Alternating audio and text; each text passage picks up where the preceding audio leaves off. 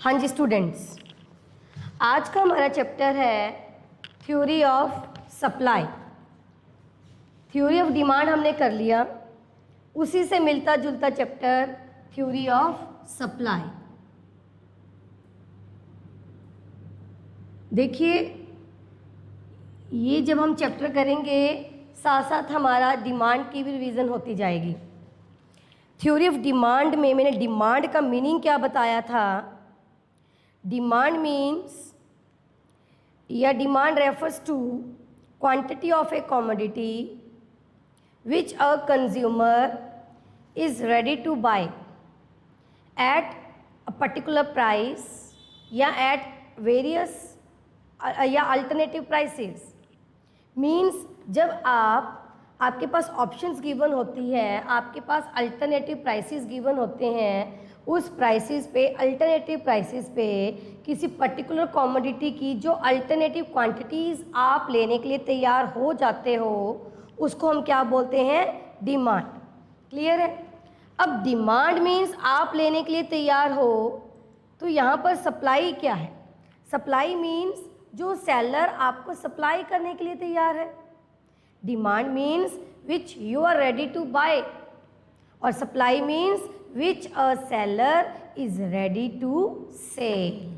समझ में आ रही है बात? ठीक उसका ऑपोजिट जाएगा यहाँ पर। देखिए क्या लिखा हुआ है, it refers to the quantity of a commodity which is available for sale at a particular time and at given price. देखिए क्या है, अब आप पर्टिकुलर प्राइस पे किसी कमोडिटी को परचेज करने के लिए तैयार हो जाते हो, तो वो बन जाती है डिमांड। सिमिलरली इस चैप्टर में या सप्लाई के केस में अगेन विलिंगनेस ज़रूरी है। किसकी? सेलर की। सेलर की विलिंगनेस बहुत ज़रूरी है। विलिंगनेस किस चीज़ को लेके? To supply. मीन्स वो रेडी होना चाहिए आप लोगों को सप्लाई करने के लिए। अब आप एज अ कंज्यूमर किस रेट पर, किस प्राइस पर कमोडिटी परचेज करने के लिए तैयार होते हो? वो प्राइस जो जिसको आप अफोर्ड कर सकते हो, मीन्स जो आपको सूट करता है। मैंने क्या बताया था कि अगर प्राइस कम होंगे तो आप क्या करोगे? डिमांड ज़्यादा करते हो नॉर्मली, और अगर प्राइस ज़्यादा होता है तो आप डिमांड क्या करते हो? कम करते हो।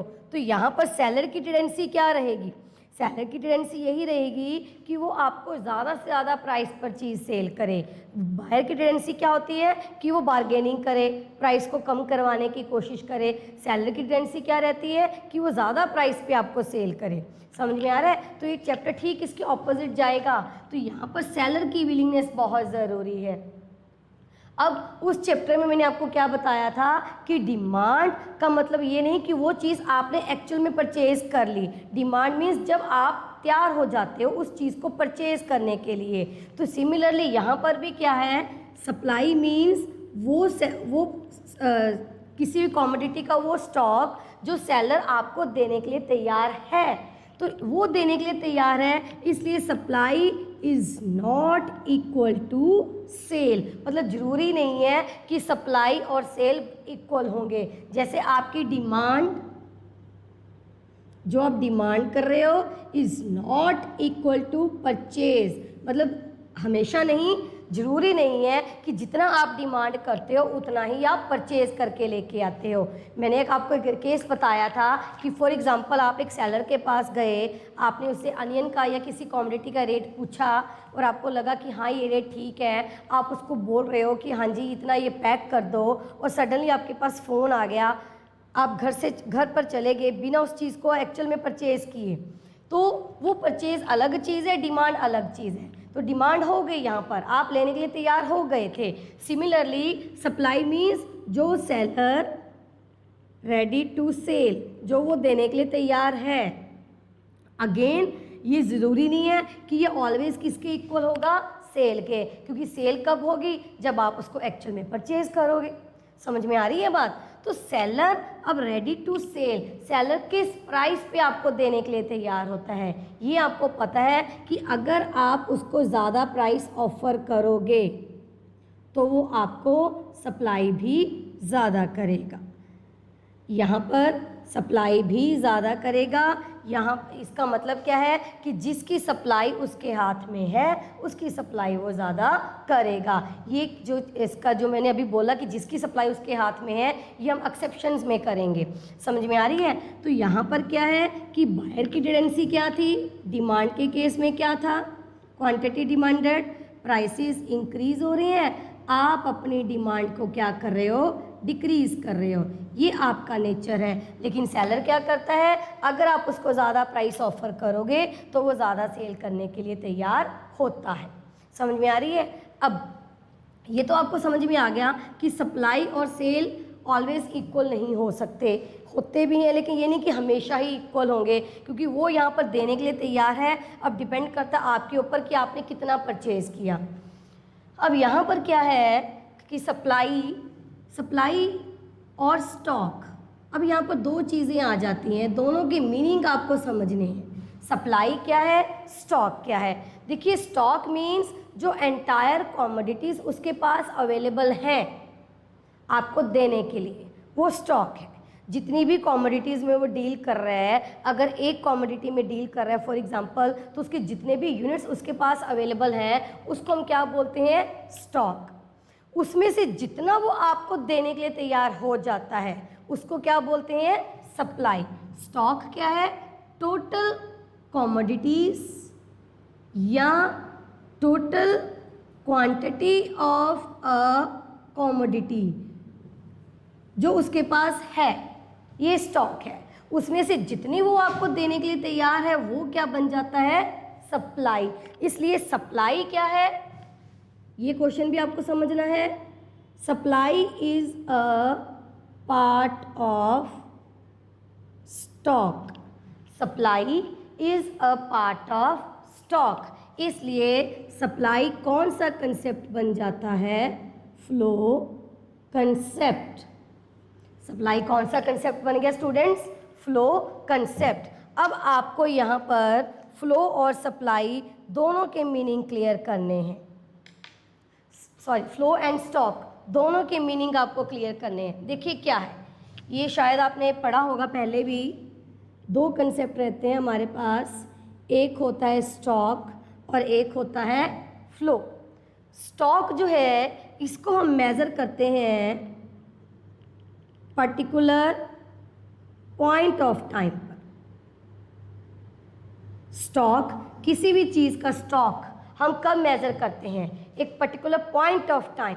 पॉइंट ऑफ टाइम मीन्स हमारे पास एक डेट होती है, एक प्रॉपर दिन होता है जिस दिन हम किसी चीज़ के स्टॉक को मेज़र करते हैं। फॉर एग्जांपल आपने देखना है कि आपके अकाउंट में कितने पैसे हो चुके हैं, तब आप कैसे जाते हो, आपकी बैलेंस कब आता है, फॉर एग्जांपल 31 मार्च को आता है, 31 दिसंबर को आ रहा है। तो ये जो स्टॉक है किसी भी चीज़ का, ये पर्टिकुलर पॉइंट ऑफ टाइम को मेज़र करते हैं, मीन्स इसमें एक प्रॉपर डेट आ जाती है। लेकिन अगर हम बात करें फ्लो की, फ्लो को हम मेज़र करते हैं पीरियड ऑफ टाइम, मीन्स यहाँ पर पर्टिकुलर कोई डेट नहीं होती, एक पीरियड होता है।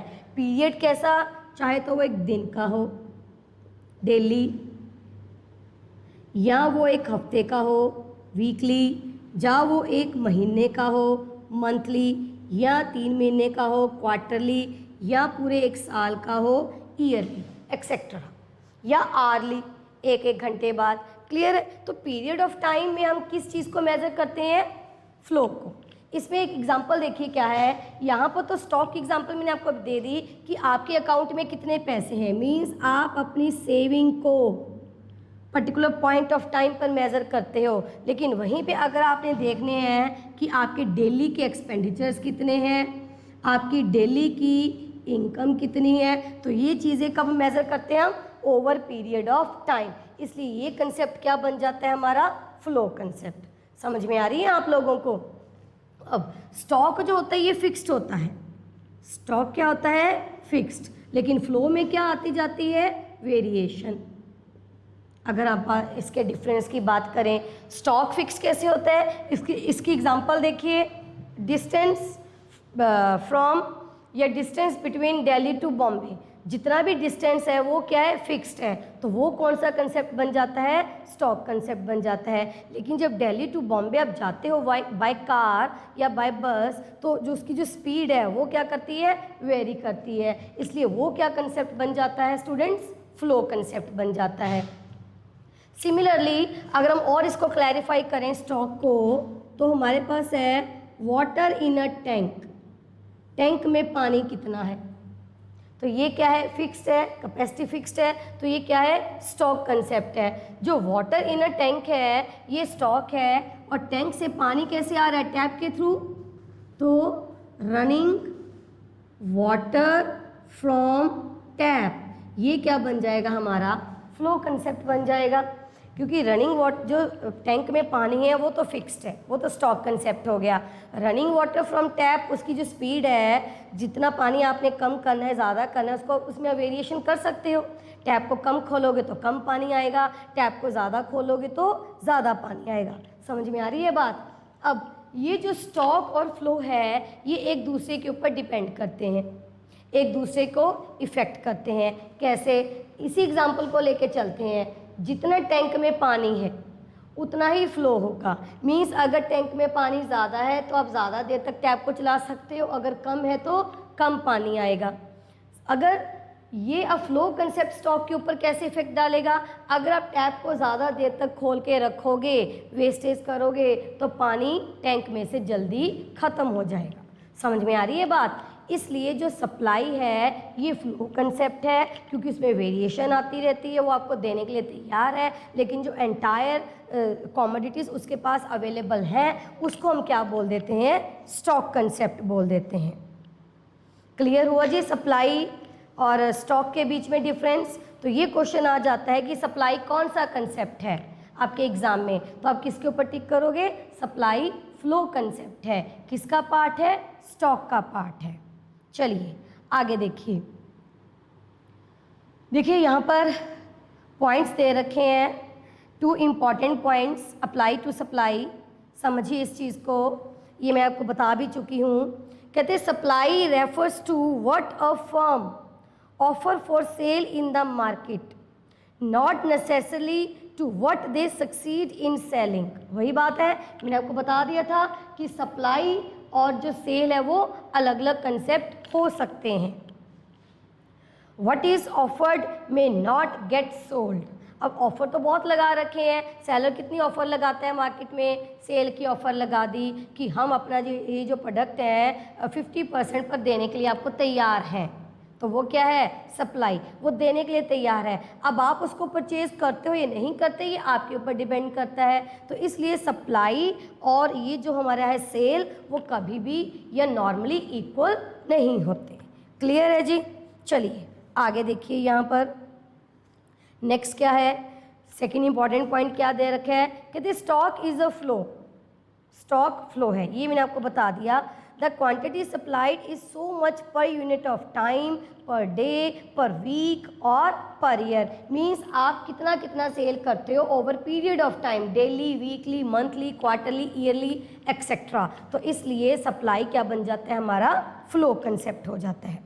हाँ जी, यहाँ तक आप लोगों को क्लियर है स्टूडेंट्स। चलिए आगे देखिए, नेक्स्ट हमारे पास है टॉपिक डिटर्मिनेंट्स ऑफ सप्लाई।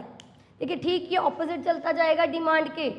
कुछ भी आपको नहीं समझ में आता तो प्लीज़ साथ साथ मेरे इसी लेक्चर के साथ साथ ही मेरे से समझ लें, अदरवाइज़ बाद में भी कोई दिक्कत नहीं है। ये है कि अगर साथ साथ आप पूछते हो तो बाकियों को भी वो पॉइंट क्लियर हो जाता है जो आप क्वेश्चन पूछते हो। कई तो स्टूडेंट्स बड़े अच्छे अच्छे क्वेश्चन पुट करते हैं हमसे।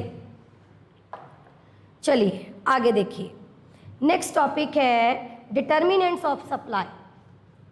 सप्लाई के ऊपर कौन कौन से इफेक्ट्स जो है वो फैक्टर्स जो है वो इफेक्ट करते हैं। Determinants of supply, various determinants of demand हमने किए थे। क्या क्या किए थे, price of the good concern किया था, प्राइस ऑफ रिलेटेड गुड्स किया था, इनकम था, टेस्ट है, पॉपुलेशन है, अदर फैक्टर्स हैं। सिमिलरली यहाँ पर भी बहुत सारे फैक्टर्स हैं। तो first factor we have price of good concerned. देखिए यहाँ पर कंसर्न्ड लिखना बहुत ज़रूरी है। क्यों ज़रूरी है? इट मीन्स जिस कॉमोडिटी में आप डील कर रहे हो सिर्फ उसी का प्राइस, ना कि उसकी रिलेटेड गुड का प्राइस। समझ में आ रही है? तो यहाँ पर क्या है, प्राइस ऑफ द प्रोडक्ट दे रखा है आपका सेकंड पॉइंट। मैंने पहले आप यही डिस्कस कर रहे हैं हम, price of the good concern. ये बता दिया कि अगर प्राइस ज़्यादा होगा तो आप सप्लाई ज़्यादा करोगे, अगर प्राइस कम ऑफर करेंगे तो आप सप्लाई कम करोगे। तो यहाँ पर प्राइस और सप्लाई के बीच में क्या रिलेशनशिप है स्टूडेंट्स? पॉजिटिव। क्लियर है? प्राइस अगर इंक्रीज होगा तो आप सप्लाई इंक्रीज करोगे, लेकिन यहाँ पर भी इफ़ है। इफ़ मतलब एक कंडीशन है क्या? अगर उसकी सप्लाई आपके हाथ में होगी तो, अदरवाइज आप क्या करोगे? वो हम एक्सेप्शन में करेंगे। सिमिलरली सेकंड पॉइंट हमारा है price of related goods, PR। देखिए रिलेटेड गुड्स मीन्स जो इससे रिलेट करती हैं। फॉर एग्जाम्पल आप दो प्रोडक्ट में डील कर रहे हो, one is tea and second one is coffee. One is tea and second one is coffee. As a seller हम बात करें यहाँ पर प्राइस और सप्लाई के बीच में कि अब कब कब सप्लाई करने के लिए तैयार होते हो। अब दोनों ही प्रोडक्ट में डील कर रहे हो, अगर चाय का रेट बढ़ जाता है मार्केट में तब आपको किसकी सप्लाई करने में फ़ायदा होगा? ऑब्वियसली चाय की। तो उस केस में आप कॉफ़ी की सप्लाई फ़िलहाल क्या कर दोगे? एज अ सेलर कम कर दोगे, क्योंकि अब आपको फ़ायदा किस में हो रहा है? चाय की सप्लाई करने में। मीन्स अगर आप ऐसे प्रोडक्ट्स में डील कर रहे हो जो एक दूसरे का सब्स्टिट्यूट है, उसमें अगर एक प्रोडक्ट का रेट बढ़ता है तो दूसरे प्रोडक्ट की सप्लाई आप फ़िलहाल कम कर देते हो। और अगर चाय का रेट कम होता है in comparison to coffee, coffee अब आपको लग रही है महंगी, आपको लगता है कि इसको अगर मैं सप्लाई करूँगा तो मुझे ज़्यादा फ़ायदा होगा, फिर आप कॉफ़ी की सप्लाई को बढ़ा देते हो। नॉर्मली ऐसा ही होता है मार्केट में। सेलर्स क्या करते हैं? बहुत सारी चीज़ों में डील करते हैं इकट्ठा, लेकिन जो मान लो कोई फेस्टिवल आ जाता है, दिवाली आ गई, तो जो बाकी के प्रोडक्ट हैं, जो बाकी की कॉमोडिटीज़ हैं जिसमें वो डील करते हैं नॉर्मली, उनकी सप्लाई एक बार कम कर देते हैं और वो प्रोडक्ट आपके सामने रखते हैं जो उस फेस्टिवल से जुड़े हुए होते हैं। क्यों? क्योंकि उस टाइम आप उनकी डिमांड ज़्यादा कर रहे होते हो, उनको सप्लाई करने में उनको ज़्यादा फ़ायदा हो रहा होता है। क्लियर है? तो ऐसे करके अगर सब्स्टिट्यूट प्रोडक्ट में आप डील कर रहे हो और अगर एक का प्राइस बढ़ता है तो दूसरे की सप्लाई आप क्या कर देते हो? कम कर देते हो। चलिए स्टूडेंट्स, यहाँ पर ना हम सिर्फ सब्स्टिट्यूट प्रोडक्ट की बात करेंगे, कॉम्प्लीमेंट्री नहीं लेते, क्योंकि कॉम्प्लीमेंट्री के जो सेलर्स होते हैं वो अलग अलग होते हैं। For example car and petrol normally हम नहीं लेते। इसमें नॉर्मली जो एग्जांपल रहता है वो सब्स्टिट्यूट का ही रहता है। कैसे? अगर कार का रेट बढ़ेगा तो एज ए सेलर आप कार की सप्लाई ज़्यादा करोगे, तो आप पेट्रोल में तो डील कर ही नहीं रहे। हम यहाँ पर एक ही सेलर की बात कर रहे हैं, अलग अलग सेलर्स की बात नहीं कर रहे। समझ में आ रही है? इसलिए हम कॉम्प्लीमेंट्री नॉर्मली नहीं लेते। हमारा सिर्फ यहाँ पर क्या रहता है? रिलेटेड प्रोडक्ट रहता है। रिलेटेड में क्या रहता है कि अगर एक का प्राइस बढ़ता है तो दूसरे की सप्लाई आप कम कर देते हो। चलिए आगे देखिए, नेक्स्ट जो फैक्टर सप्लाई के ऊपर इफेक्ट डालता है वो है price of factors of production. Price of factors of production, इसको हम कॉस्ट से रिलेट करेंगे। कॉस्ट देखिए क्या है? Price of factors of production. पहले फैक्टर्स ऑफ प्रोडक्शन को समझो। बहुत सारे फैक्टर्स हैं जो आपको प्रोडक्शन के लिए चाहिए होते हैं, जिसके बिना प्रोडक्शन पॉसिबल नहीं है। लाइक लैंड है, लेबर है, कैपिटल है, एक्सेट्रा। अब देखिए क्या है, लैंड के बिना प्रोडक्शन पॉसिबल नहीं है। लेबर वो फैक्टर है जो लैंड के ऊपर एफर्ट करता है, तो लेबर के बिना भी प्रोडक्शन पॉसिबल नहीं है। थर्ड वन क्या है? कैपिटल। कैपिटल मीन्स वो मशीनरी या वो पैसा, वो इन्वेस्टमेंट जो आप अपने बिजनेस में करते हो, तो बिना इन्वेस्टमेंट के तो आप कोई प्रोडक्शन कर ही नहीं सकते। और ये तीनों फैक्टर्स के लिए आपको पे करना होगा। अगर आप लैंड की सर्विस लेते हो तो आप लैंड के ऊपर क्या देते हो? रेंट देते हो, लेबर की सर्विस लेते हो तो लेबर के बदले में आप क्या देते हो, वेजेस। कैपिटल की सर्विस लेते हो, कैपिटल आपने ली, पैसा आपने लिया, तो उसके ऊपर आप क्या पे करोगे, इंटरेस्ट। तो ये तीनों चीज़ें ये आपके लिए क्या बन जाती हैं, कॉस्ट बन जाती हैं। अब ये कॉस्ट है, इस कॉस्ट को आपने कैसे पूरा करना होता है, जो प्रोडक्ट आप प्रोड्यूस करोगे उसको मार्केट में बेच के, इट मीन्स उसके प्राइस से। फॉर एग्जांपल आपने एक पेन प्रोड्यूस किया, पेन को प्रोड्यूस करने की जो पर यूनिट कॉस्ट है वो 7 रुपीज़ आई, ये कॉस्ट है। उसका जो प्राइस है मार्केट में वो कितना है, 10 रुपीज़। तो प्राइस ने कवर कर ली आपकी कॉस्ट, आपके पास कितने रुपीज़ बच जाते हैं, 3 रुपीज़। तो ये एज अ एंटरप्रेन्योर आपका क्या है, प्रॉफिट है। एंटरप्रेन्योर कौन है, एंटरप्रेन्योर वो पर्सन है जो बिजनेस को शुरू करता है, इन तीनों फैक्टर्स को इकट्ठा करता है, that is land, labour and capital. उनसे उनकी सर्विसेज लेता है और सर्विसेज के बदले में उनको पे करता है। अब आप किसके लिए बैठे हो मार्केट में, प्रॉफिट के लिए, तो ये आपको प्रॉफिट हो गया। समझ में आ रही है। अब वही पेन की प्रोडक्शन आपको महंगी पड़ने लगी, कैसे, रेंट बढ़ गया, वेजेस बढ़ गए, इंटरेस्ट बढ़ गए, अब आपकी कॉस्ट हो गई 9 रुपीज़। मार्केट में रेट कितना है उस पेन का, 10। अब आपको कितना बच रहा है, सिर्फ 1 रुपी। आपके पास और ऑप्शन है, तब आप क्या करोगे, एज अ सेलर इस प्रोडक्ट की प्रोडक्शन को आप रोक दोगे, फिर आप इससे मिलता जुलता कोई और जो प्रोडक्ट है वो प्रोड्यूस करना शुरू कर दोगे, क्योंकि आपको लगता है कि मार्केट में उसका रेट ज़्यादा है। तो यहाँ पर क्या है कि अगर आपको कॉस्ट ज़्यादा पड़ती है एज ए सेलर, तो आप उस प्रोडक्ट की सप्लाई क्या कर देते हो, कम कर देते हो। देखिए आपने देखा होगा कि बहुत सारे, अगर कन्फेक्शनरी की शॉप की बात करें तो जो अच्छे अच्छे सेलर्स हैं वो अच्छे अच्छे प्रोडक्ट ला कर रखते हैं, लाइक लेज हो गया, डेयरी मिल्क का चॉकलेट हो गया, कैडबरी, है ना। तो ये अच्छे अच्छे ब्रांड हैं। इन ब्रांड्स में ना इनको बहुत कम बचता है, क्योंकि मार्जिन बहुत कम होता है, यहाँ पर कॉस्ट बहुत ज़्यादा होती है। अगर हम बात करें एक चिप्स के पैकेट की, 10 रुपीज़ का जो चिप्स होता है उसमें जो होल सेलर्स है ना उनको सिर्फ 50 पैसे बचते हैं, ओनली 50 पैसा। लेकिन इसके ऑपोजिट जो हमारे पास डायमंड, इसमें बहुत सारी वैरायटी आ जाती है चिप्स में, लाइक डायमंड है या कोई और, मुझे अभी डायमंड का ही ध्यान में आ रहा है, उसमें उनको ज़्यादा पैसे बचते हैं। तो एज अ सेलर कई जो छोटे मोटे सेलर्स होते हैं जिनको ज़्यादा प्रॉफिट की होती है, तो वो क्या करते हैं, लेस की जो सप्लाई है वो कम कर देते हैं और डायमंड वगैरह की सप्लाई क्या करनी कर देते हैं, ज़्यादा शुरू कर देते हैं। क्यों, क्योंकि उसमें उनको ज़्यादा प्रॉफिट होता है। तो यहाँ पर सीधा सीधा क्या रिलेशनशिप है प्राइस और फैक्टर्स ऑफ प्रोडक्शन का, कि अगर प्राइसेस बढ़ेंगे मींस कॉस्ट बढ़ेगी तो आप उसकी सप्लाई कम कर देते हो, अगर कॉस्ट कम होगी तो आप उसकी सप्लाई ज़्यादा करोगे। चलिए आगे देखिए, नेक्स्ट पॉइंट यहाँ पर क्या दे रखे हमें, 4th one, technology. Technology T से है, टेक्नोलॉजी का बड़ा सीधा सीधा रिलेशनशिप है सप्लाई के साथ। कैसे, अगर तो टेक्नोलॉजी पुअर है, पुअर टेक्नोलॉजी है स्टूडेंट्स, देखिए इसका क्या जाएगा, टेक्नोलॉजी के थ्रू ही आप प्रोडक्शन करते हो। अगर आपकी टेक्नोलॉजी अच्छी होती है तो आपकी प्रोडक्शन भी अच्छी होती है।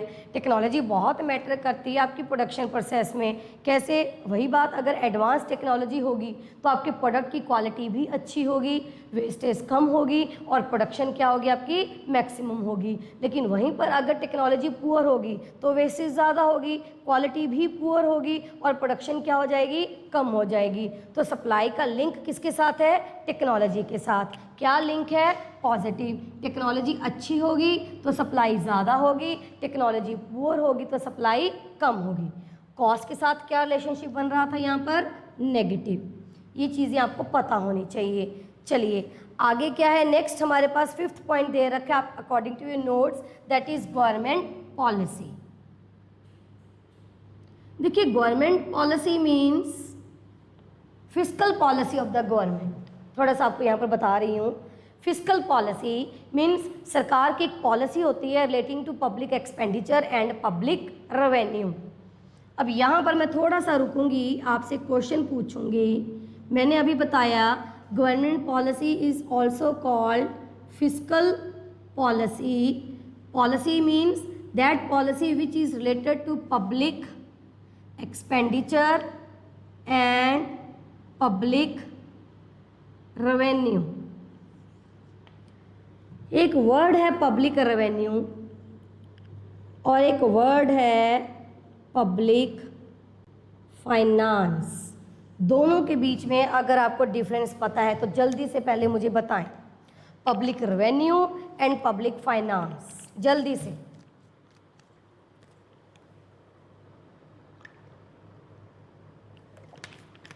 हाँ जी स्टूडेंट्स, किसी को पता है पब्लिक रेवेन्यू और पब्लिक फाइनेंस के बीच में डिफरेंस? किसी को भी? यहाँ पर अभी 21-22 स्टूडेंट इस लेक्चर को देख रहे हैं, किसी को भी अगर पता हो पब्लिक रेवेन्यू और पब्लिक फाइनेंस? जी, public revenue is tax, okay. तो पब्लिक फाइनेंस क्या है फिर बताएं सृष्टि, क्या डिफरेंस है पब्लिक रेवेन्यू और पब्लिक फाइनेंस के बीच में? जल्दी से।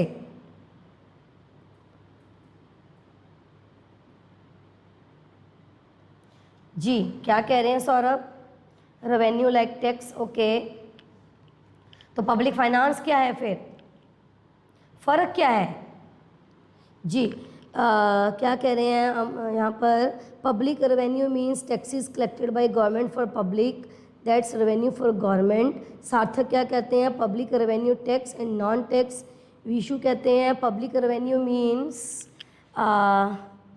Charge fees for exploitation tax, okay. Yes, Vishu ने आंसर दे दिया यहाँ पर public finance. Public finance means loan. जी, चलिए आंसर हमें मिल चुका है। देखिए, पब्लिक रेवेन्यू मीन्स पब्लिक से income, public revenue means public से इनकम। पब्लिक से इनकम सरकार को कैसे हो रही है? हम लोग सरकार को कैसे कमाई दे रहे हैं? हम लोग सरकार को कैसे पैसा दे रहे हैं? In the form of tax and non tax receipts. मतलब हम सरकार को टैक्स देते हैं। टैक्स कौन कौन सा देते हो आप? इनडायरेक्ट टैक्स देते हो, डिटेल में नहीं जाएंगे यहाँ पर, लेकिन टैक्सेस कौन से दे रहे हो आप? जो आपकी इनकम है उसके ऊपर टैक्स दे रहे हो, दैट इज़ इनकम टैक्स। किस कैटेगरी में आता है वो? डायरेक्ट टैक्स में आता है। हम इनडायरेक्ट टैक्स भी पे करते हैं सरकार को, कोई भी सर्विस लेके, या हम मार्केट में जाते हैं कोई प्रोडक्ट परचेज़ करके लेके आते हैं, उस प्रोडक्ट में ऑलरेडी टैक्स ऐड होता है, हमें पता भी नहीं होता कि हम कब कब सरकार को टैक्स दे रहे हैं और कितना दे रहे हैं, तो वो क्या है? टैक्स रेवेन्यू है सरकार का, पब्लिक रेवेन्यू है। लेकिन नॉन टैक्स में क्या आ जाता है? यहाँ पर नॉन टैक्स में आ जाता है जैसे कोई फ़ाइन दे दिया आपने सरकार को, या कोई सरकारी आपने फ़ीस दे दी है, ये बहुत सारी हैं, हमें इसको डिटेल में नहीं जाना। तो ये तो हो गया टैक्स।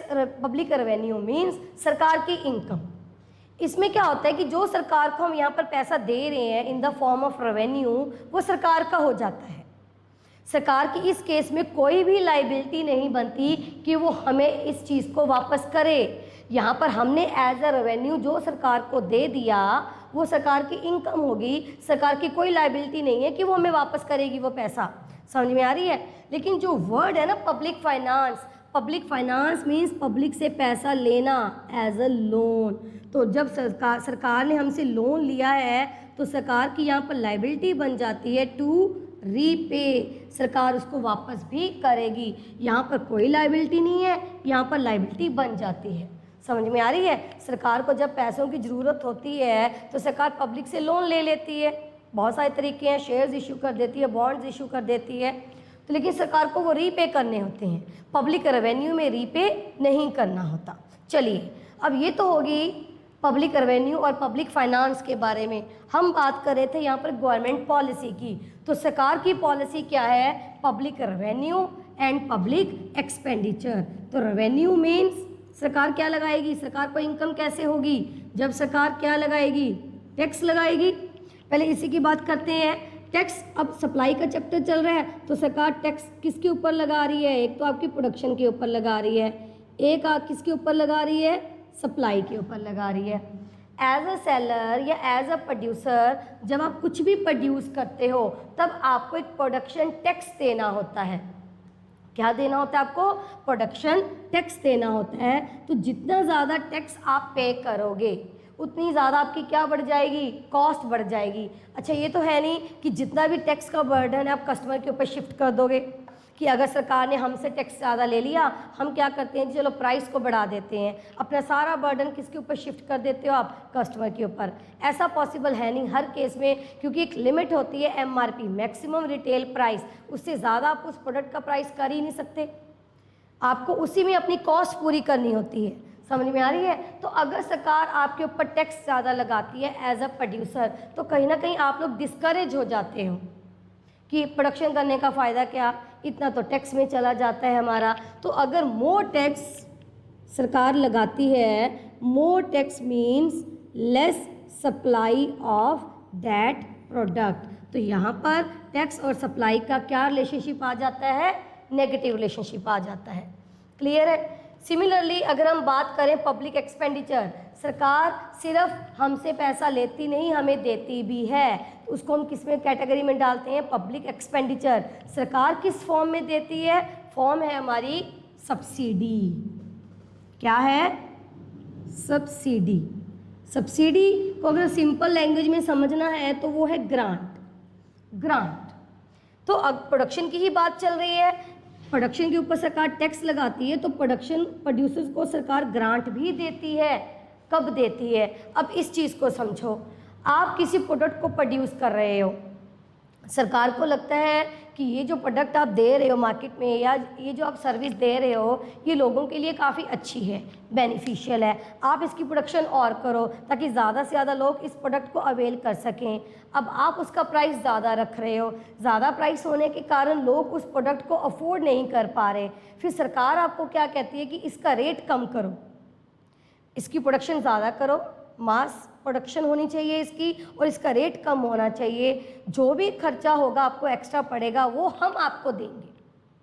तो सरकार आपको क्या कह रही है कि आपका जो भी लॉस होगा, जो भी आपको खर्चे एक्स्ट्रा पड़ेंगे वो हम देंगे, तो उसको हम क्या बोलते हैं, सब्सिडी या ग्रांट। तो सब्सिडी मेनली सरकार किस लिए देती है, ताकि आप प्राइस कम कर सको, फॉर लो प्राइस।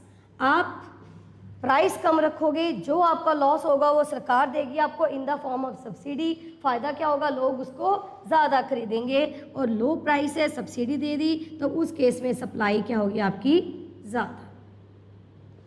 समझ में आया जी? तो गवर्नमेंट पॉलिसी में हम एक रिलेशनशिप नहीं कर सकते, क्योंकि इसमें दो चीज़ें आती हैं। टैक्स के केस में क्या रिलेशनशिप बता दिया, नेगेटिव। सब्सिडी के केस में भी क्या रिलेशनशिप बता दिया, सब्सिडी ज़्यादा देगी, मोर सब्सिडी तो मोर सप्लाई, तो यहाँ पर रिलेशनशिप क्या बनता है, पॉजिटिव। क्लियर है जी? चलिए आगे देखिए नेक्स्ट। अब देखिए डिमांड में हमने क्या एक फैक्टर किया था, future expectation about change in price. उसमें मैंने आपको पॉजिटिव रिलेशनशिप बताया था। क्या बताया था कि अगर आपको ये इंट्यूशन हो जाती है कि आज चीज़ों के रेट बढ़ रहे हैं और आने वाले टाइम में भी बढ़ेंगे, तो आज आप उसकी डिमांड क्या कर देते हो, ज़्यादा कर देते हो, इवन ज़्यादा प्राइस पे भी। और अगर आपको ये इंट्यूशन हो जाती है कि आज इसके रेट कम हो रहे हैं और आने वाले टाइम में और कम होने के चांसेस हैं, तो आज आप उसकी डिमांड क्या कर देते हो, कम कर देते हो। तो रिलेशनशिप क्या है, पॉजिटिव। तो सिमिलरली यहाँ पर सप्लाई में भी फ्यूचर एक्सपेक्टेशन होती है सेलर को। क्या होती है, कहते हैं if there is future expectation about rise in price. अब आपको जैसे एक्सपेक्टेशन हो गई कि फ्यूचर में इस प्रोडक्ट का रेट बढ़ने वाला है, तो सेलर को भी तो पता चलेगा कि रेट बढ़ने वाला है। फॉर एग्जाम्पल सेलर किस में डील कर रहा है, पेट्रोल में डील कर रहा है, फ्यूचर एक्सपेक्टेशन। सेलर किस में डील कर रहा है, पेट्रोल में। सेलर को ये इंट्यूशन होगी कि फ्यूचर में इसका रेट बढ़ने वाला है। अब आप सोचो, खुद एज ए सेलर की नज़रिए से सोचो कि आपका पेट्रोल पंप है, आपको ये पता चल गया कि कल से रेट बढ़ने वाले हैं। एक न्यूज़ में न्यूज़ आ जाती है ना टीवी पे कि पेट्रोल के रेट आधी रात से बढ़ेंगे, तो रेट बढ़ने वाले हैं। तो एज ए सेलर आज आप पेट्रोल की सप्लाई क्या करोगे, बताओ जल्दी से, आपसे ही पूछ रही हूँ मैं। आपको ये खबर आ गई कि कल या परसों से इसके रेट बढ़ने वाले हैं, जिस प्रोडक्ट में आप डील कर रहे हो दैट इज़ पेट्रोल, तो आज आप पेट्रोल की सप्लाई का क्या करोगे, बताएं जल्दी से। हाँ जी जी, क्या कह रहे हो आप लोग, लो कर दोगे, डिक्रीज़ कर दोगे, वेरी गुड। क्यों कर दोगे, ऑब्वियसली आप किसके लिए बैठे हो, प्रॉफिट के लिए बैठे हो। आपने कम रेट पे तेल खरीदा हुआ है, कल को उसके रेट ज़्यादा हो जाएंगे तो आपको ज़्यादा रेट पे ही सप्लाई करने में फ़ायदा है, तो आज आप उसकी सप्लाई क्या कर दोगे, कम कर दोगे। बाकी इसका उल्टा हो जाएगा, अगर आपको ये लगे कि फ्यूचर में रेट कम होने वाले हैं तो आप ज़्यादा से ज़्यादा तेल निकालने की कोशिश करोगे। क्लियर है जी। बाकी तो फिर अब डिमांड के ऊपर भी डिपेंड करता है कि वो लोग डिमांड करेंगे कि नहीं करेंगे। लेकिन जब भी हम सप्लाई का चैप्टर कर रहे हैं डिमांड को इग्नोर करेंगे, डिमांड का कर रहे हैं तो सप्लाई को इग्नोर करेंगे, क्योंकि अगर ऐसा नहीं करेंगे तो हम यहाँ पर एक कोई लॉ बना ही नहीं पाएंगे, कोई थ्योरी को बता ही नहीं पाएंगे। समझ में आ रही है जी। चलिए आगे देखिए, nature of competition and size of industry. देखिए डिमांड के चैप्टर में हमने किया था नंबर ऑफ यूज़र्स, अगर यूज़र्स ज़्यादा हैं, कंज्यूमर ज़्यादा है तब डिमांड ज़्यादा होगी, अगर कंज्यूमर कम है उस प्रोडक्ट के तो इसकी डिमांड क्या होगी, कम होगी। सिमिलरली अगर मार्केट में नंबर ऑफ फॉर्म्स ज़्यादा हैं, साइज ऑफ इंडस्ट्री किससे जुड़ा हुआ है, नंबर ऑफ फॉर्म्स से, अगर फॉर्म्स ज़्यादा हैं तब सप्लाई क्या होएगी, ज़्यादा होएगी। अब देखिए ग्रुप ऑफ फॉर्म्स को क्या बोलते हैं, group of firms, group of firms is equal to industry. तो ये साइज ऑफ इंडस्ट्री किसके ऊपर डिपेंड करता है, ग्रुप ऑफ फॉर्म्स। जितनी ज़्यादा फॉर्म्स होंगी उतनी ज़्यादा इंडस्ट्री का साइज बड़ा होगा, तो जितनी ज़्यादा फॉर्म्स हैं उतनी सप्लाई भी क्या होगी, ज़्यादा होगी। More forms means more seller, more seller means more supply. जितने सेलर बैठे होंगे मार्केट में उतने ही प्रोडक्ट वो देने के लिए तैयार होते हैं। क्लियर है, ओके। अब यहाँ पर ना नेचर ऑफ कंपटीशन का दे रखा है। नेचर ऑफ कंपटीशन अभी हमने नहीं किया।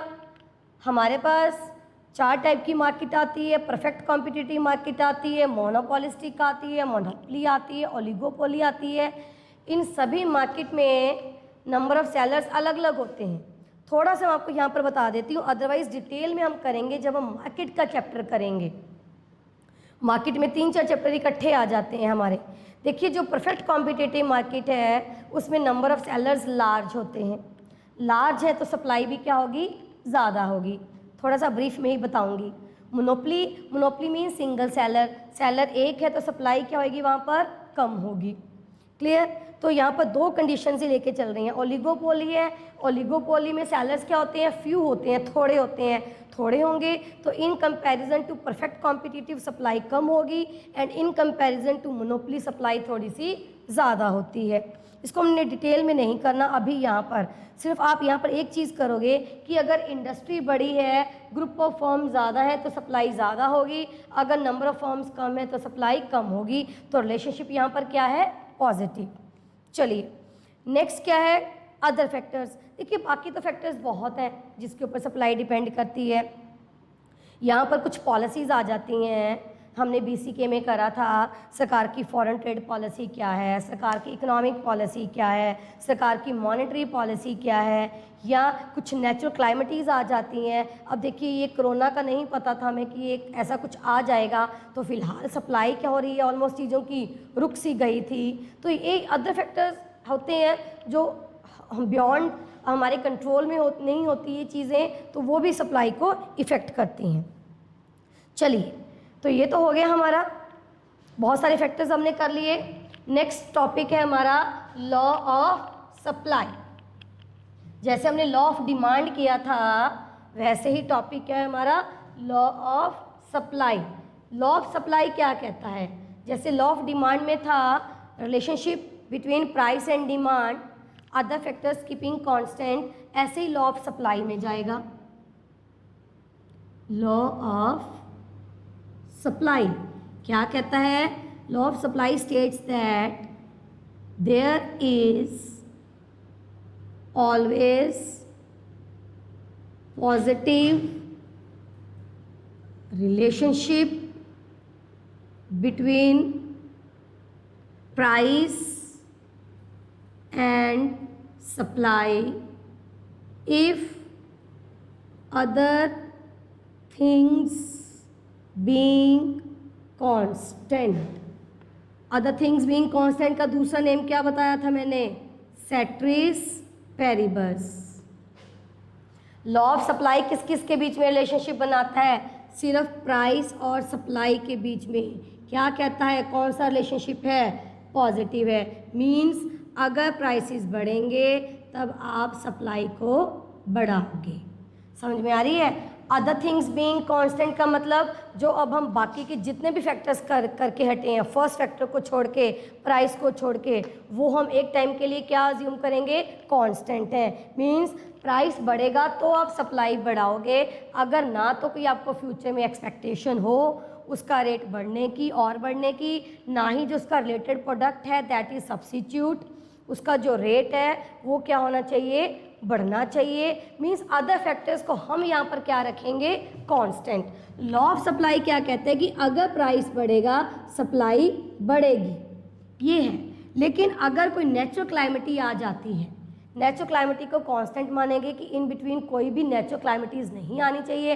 लेकिन अगर नेचुरल क्लाइमेटीज़ आ जाती है तो क्या आप ज़्यादा प्राइस पे ज़्यादा सप्लाई कर पाओगे, नहीं कर पाओगे। प्रॉब्लम आ रही है, समझ में आ रही है।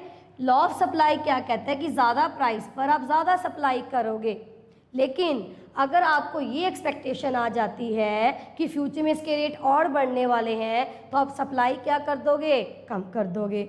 अब आप चाय में डील कर रहे हो, चाय का प्राइस बढ़ गया, लॉ ऑफ सप्लाई कहते हैं कि आप चाय की सप्लाई बढ़ा दोगे, लेकिन इसी दौरान अगर कॉफ़ी का रेट इससे और ज़्यादा बढ़ गया है तो आप चाय की सप्लाई क्या कर दोगे, फ़िलहाल कम कर दोगे।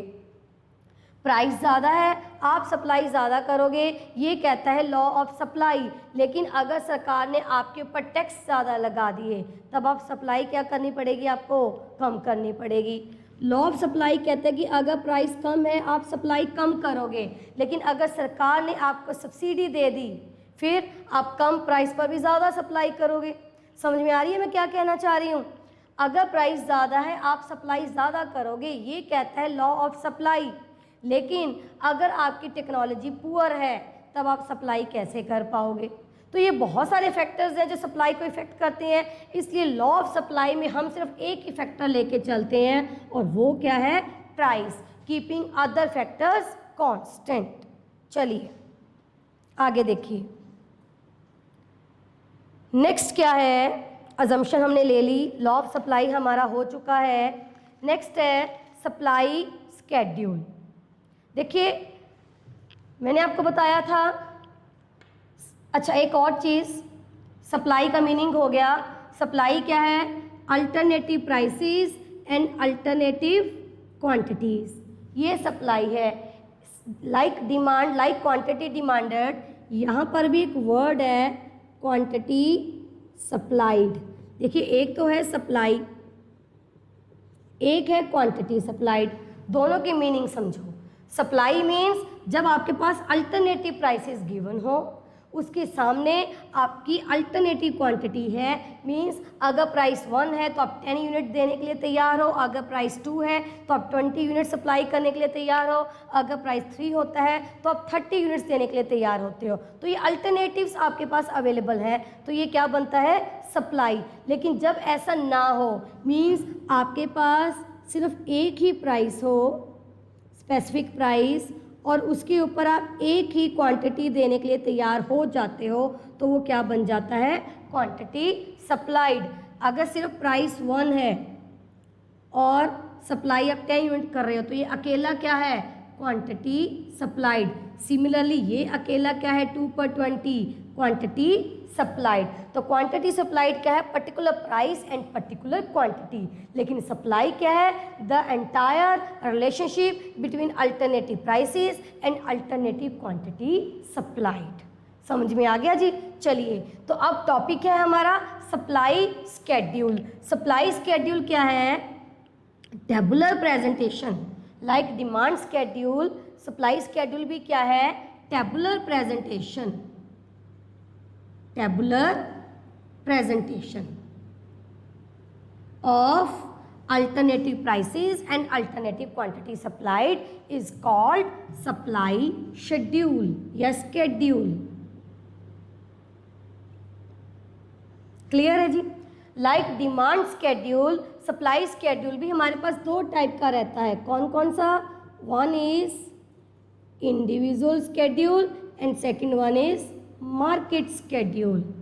इंडिविजुअल स्केड्यूल क्या है, एक सिंगल सेलर की सप्लाई को शो करेगा, लेकिन मार्केट स्केड्यूल क्या है, ग्रुप ऑफ सेलर्स की सप्लाई को शो करेगा।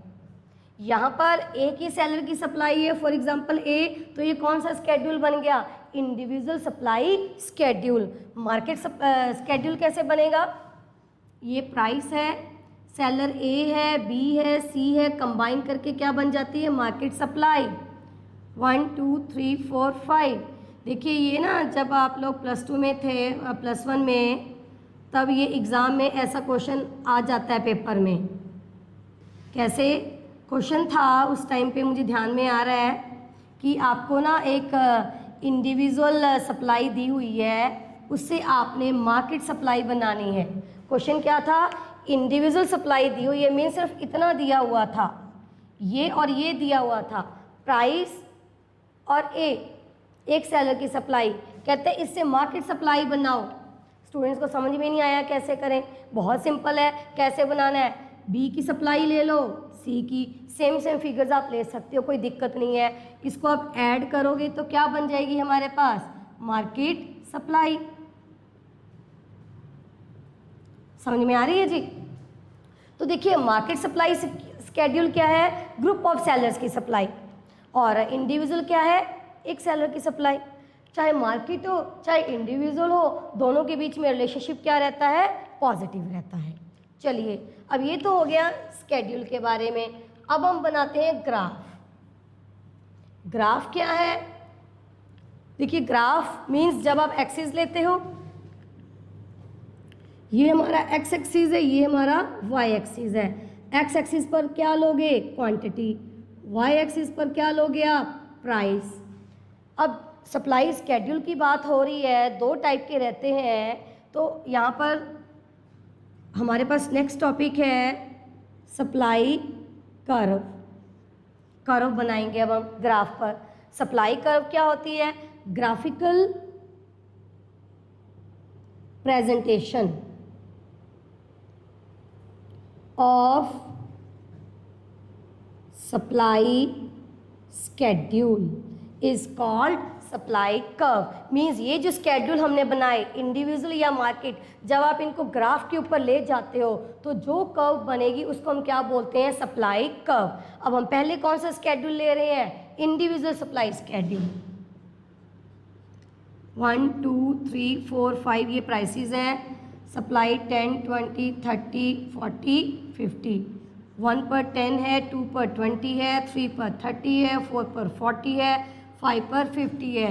इन पॉइंट्स को मिलाओगे तो सप्लाई कर्व क्या जाती है, अपवर्ड जाती है, due to positive relationship between price and supply. Supply curve denoted by S S always slopes upward from left to right. देखिए मैंने आपको पहले भी बताया था, डायरेक्शंस को ध्यान में बहुत ज़रूरी है रखना। क्या है, it slopes upwards to the right. अगर लिखा हो अपवर्ड्स टू द लेफ्ट, इसका क्या मतलब है स्टूडेंट्स, अगर लिखा हो अपवर्ड्स टू द लेफ्ट, इसका क्या मतलब है बताएं। अगर लिखा हो अपवर्ड्स टू द लेफ्ट, इसका क्या मतलब है, कोई बता सकता है। अबाउट 25 स्टूडेंट्स इसको देख रहे हैं, बताएं। अपवर्ड टू द लेफ्ट इसका क्या मतलब है, यस, नेगेटिव रिलेशनशिप जी। अपवर्ड्स टू द लेफ्ट देखिए कैसे बनेगी, ऐसे, ये राइट है ये लेफ्ट है, अपवर्ड्स टू द लेफ्ट ऊपर जा रही है, तो कर्व क्या बनेगी, डाउनवर्ड। हमने बनानी क्या है, अपवर्ड, तो डायरेक्शन क्या होनी चाहिए, upwards to the right. Clear है। तो ये जो कर्व बनाई है हमने इंडिविजुअल सप्लाई स्केड्यूल से, तो वो कौन सी कर्व बन गई, इंडिविजुअल सप्लाई कर्व। तो सप्लाई कर्व भी दो टाइप की होती हैं, कौन कौन सी, individual supply curve and market supply curve. Individual supply curve किससे बनेगी, इंडिविजुअल सप्लाई स्केड्यूल से। क्लियर है। ऐसे अब अगर हम इसकी बनाएं, इसकी कैसे बनाओगे, ये क्वांटिटी है, ये प्राइस है। देखिए फिगर सेम है, सेम लेकर नहीं बनेगी, अलग अलग बना लो। अगर सेम बनानी है तो कैसे करोगे, ये प्राइस ले लोगे और ये क्वांटिटी ले लोगे। प्राइस क्या है 1 2 3 4 5, क्वांटिटी क्या ले रहे हो आप 30 60 90 120 150। अगर हम ये फिगर्स भी ले रहे हैं ना तब भी हमारी क्या बन जाएगी, मार्केट सप्लाई। शेप क्या जा रही है इसकी, again upwards to the right. Clear हो गया जी। चलिए यहाँ तक कोई डाउट है किसी को बताएं, यहाँ तक किसी को कोई भी डाउट है तो बता दीजिए। हमने फैक्टर्स कर लिए, सप्लाई का मीनिंग कर लिया, स्केड्यूल कर लिया, कर्व कर ली, लॉ ऑफ सप्लाई हमारा हो गया। चलिए बाकी का हम जो टॉपिक है वो कल करेंगे। एक्सपेंशन, कॉन्ट्रैक्शन, इंक्रीज डिक्रीज और इलास्टिसिटी, कल हमारा ये चैप्टर पूरा हो जाएगा। ठीक है स्टूडेंट्स।